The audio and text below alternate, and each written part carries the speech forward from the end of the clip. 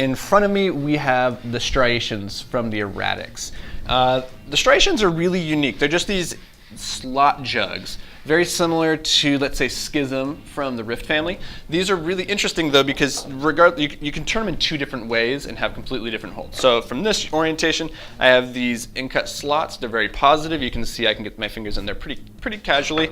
My knuckles hit a little bit on this top side, but they're nice and clear on the left. If I flip it over, I get an entirely different experience though. So now it's a little bit slopier as opposed to the in-cut on the other side. You could turn them vertically, you can get a side pull, you could force people to go and do movement through the hold itself, which is pretty interesting, and then flip back through.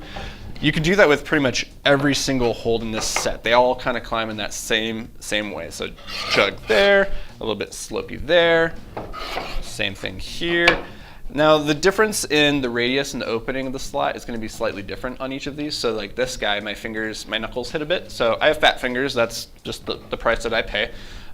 People with skinny fingers are going to slot in there no problem.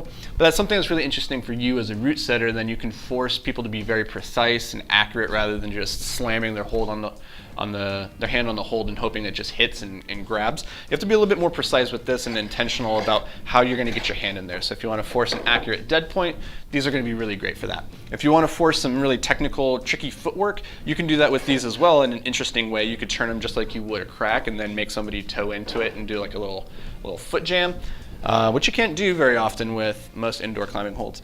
And then you got this guy, he has a double serration, and up here it's very, very thin. Down here you actually get this really cool bomber pinch, and then you have the lips down below. So that is the Striations. It's a set of 5 from the Erratic family. If you have questions, shoot us an email. Thanks.